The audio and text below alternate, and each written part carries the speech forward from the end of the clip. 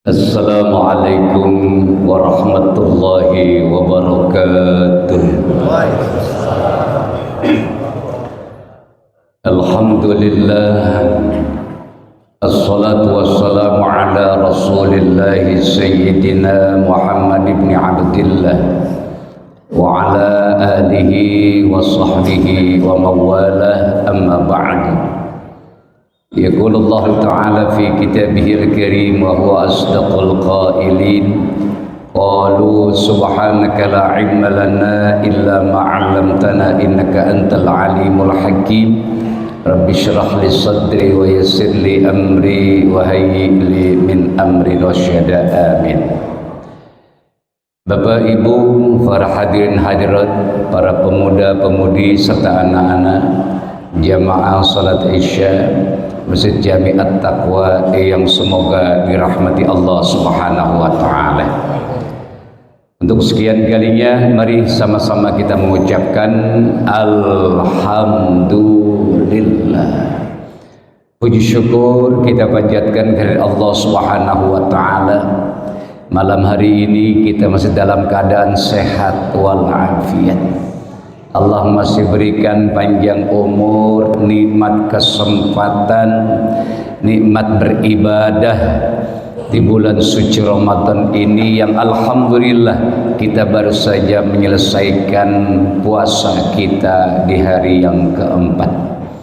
Mudah-mudahan seluruh amaliyah puasa kita, tarawih, tadarus, sedekah dan amaliyah yang lainnya kiranya diterima oleh Allah Subhanahu wa taala. Amin ya rabbal alamin. Bapak Ibu hadirin wal hadirat rahimakumullah. Tidaklah sempurna sesuatu ibadah tanpa didasari dengan ilmu. Karena ilmu itulah yang akan mengangkat derajat manusia di mata Allah Subhanahu wa taala. Sehingga ketinggian derajat Nabi Allah Adam alaihi salam dibandingkan seluruh malaikat dan makhluk-makhluk yang lainnya lebih tinggi karena Allah Subhanahu wa taala menganugerahkan kepada Nabi Allah Adam alaihissalam akan ilmu. Jelas sekali di dalam Al-Qur'an Allah nyatakan, wa 'allama Adamal asma'a kullaha. Allah Subhanahu wa taala mengajarkan Nabi Adam akan nama-nama seluruh yang ada. Sehingga ketika disodorkan, dipertanyakan di hadapan para malaikat apa ini dan apa itu, malaikat tidak bisa menjawab. Karena malaikat tidak memiliki ilmu kecuali yang Allah perintahkan. Begitulah ketinggian Nabi Allah Adam alaihissalam di antara makhluk-makhluk Allah yang lainnya.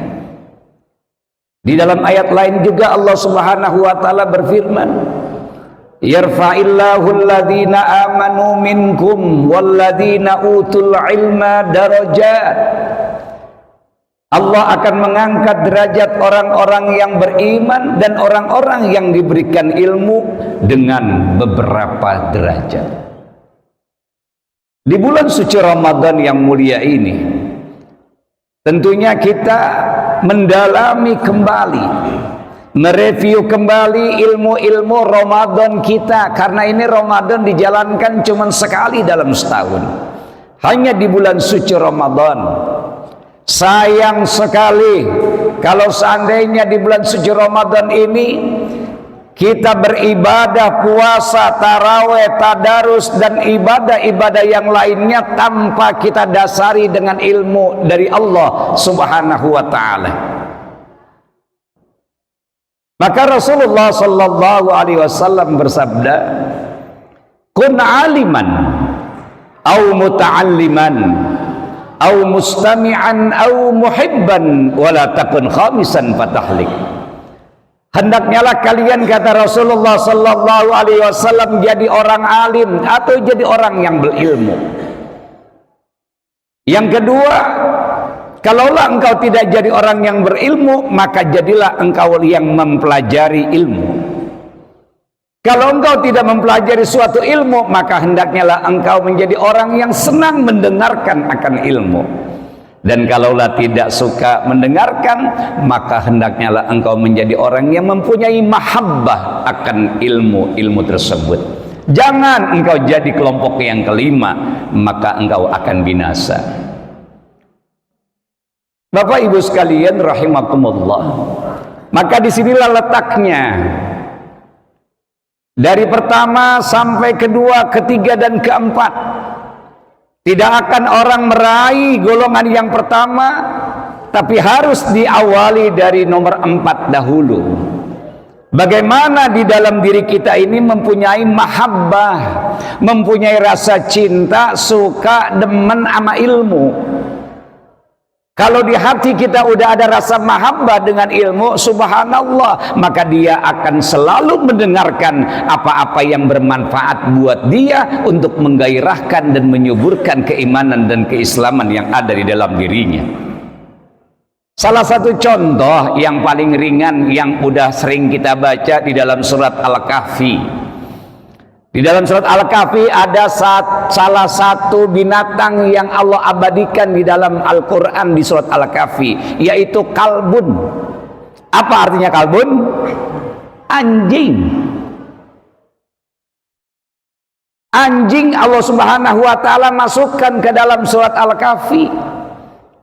Kenapa anjing Allah masukkan? Sementara orang-orang berselisih pendapat tentang jumlah ashabul kahfinya, tapi tidak ada yang berselisih pendapatnya tentang adanya anjing di tengah-tengah mereka. Di dalam kitab Ibnu Katsir diceritakan secara jelas bahwa anjing yang ada di zaman ashabul kahfi ini anjing yang memiliki mahabbah kepada orang-orang soleh. Dia tidak tahu apa-apa. Yang dia tahu adalah bagaimana melindungi orang-orang soleh ini daripada aniaya raja yang zalim pada saat itu. Dikejar-kejar ini orang-orang soleh oleh raja dan punggawa-punggawanya, sehingga ini anjing mengikuti dan membela siapa saja yang mau menangkapnya. Bahkan ketika ashabul kahfi istirahat di dalam sebuah goa, dia tetap menjulurkan lidahnya memantau siapa saja yang lalu lalang di hadapan mulut goa tersebut. Sehingga dalam jeda waktu yang sangat amat lama, dikatakan dalam Al-Quran mereka ini tidur di gua tersebut 309 tahun lamanya. Lalu Allah bangkitkan kembali dan Allah berikan kehidupan melihat alam dunia kembali. Dan akhirnya mereka minta agar Allah mewafatkan sehingga tidak timbul fitnah di tengah-tengah mereka. Yang kita ambil petik daripada hikmah ini adalah, kalau anjing saja lain jenis dengan manusia memiliki mahabbah kepada orang-orang soleh, Allah angkat derajatnya, Allah abadikan namanya di dalam kitab suci Al-Quran. Bahkan suatu riwayat mengatakan ini satu-satunya anjing yang masuk surga. Lalu bagaimana kalau manusia mencintai manusia yang soleh? Kalau anjing saja mendapatkan rahmat dari Allah karena mencintai orang-orang soleh, terlebih-lebih manusia yang mencintai sesamanya orang-orang yang berilmu. Oleh karena itu, ketika Rasulullah Sallallahu Alaihi Wasallam ditanya oleh orang Arab Badui, "Ya Rasul, nanti kami bersama siapa di surga ya Rasul? Nanti kami bersama siapa di akhirat?" Rasulullah Sallallahu Alaihi Wasallam menjawab, "Anta ma'aman ahbabta." Engkau nanti akan bersama orang-orang yang engkau cintai. Barulah kita naik. Kalau orang udah cinta sama sesuatu, itu pasti akan mendengarkan apa-apa yang ia sampaikan. Kalau sudah menyukai mendengarkan apa yang dia sampaikan, maka dia mulai menyukai mempelajari apa yang perlu dia persiapkan. kalau dia sudah mempelajari, maka dia akan memiliki makom yang lebih tinggi di dalam Al-Quran, derajat lebih tinggi dibandingkan orang-orang yang biasa beriman tanpa ilmu. Itu juga kurang baik. Berilmu tanpa iman, ini pun juga tidak memiliki kekuatan. Oleh karena itu, di dalam bulan Ramadan ini tentunya kita akan mempersembahkan sesuatu yang terbaik kepada Allah Subhanahu wa taala. Kalaulah kita tidak mengetahui bagaimana cara mempersembahkan sesuatu yang terbaik kepada Allah Subhanahu wa taala, udah pasti ini orang puasa kagak pakai ilmu. Kalau dia pakai ilmu puasanya, Masya Allah, tidak hanya dia mengosongkan perut, tidak hanya dia mengeringkan tenggorokan, akan tetapi dia basahi lidahnya dengan membaca ayat-ayat suci Al-Quran. Dia jaga lidahnya daripada ghibah, dia jaga matanya daripada nonton-nonton yang kagak jelas di media sosial. Dia tidak bawa lamunan pikirannya itu menghayal kepada hal yang tidak jelas. Kalaulah dia tidur dia niatkan untuk menghindari kemaksiatan. Kalaulah dia baca Al-Quran, dia niatkan untuk mendekatkan diri kepada Sang Rahman. Maka orang yang berpuasa dengan ilmu, kualitasnya jauh lebih tinggi dibandingkan orang-orang yang berpuasa juga tapi puasanya tidak dengan ilmu.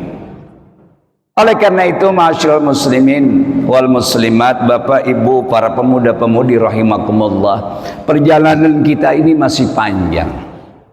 Kita baru malam kelima, masih berapa malam lagi? Masih panjang lah.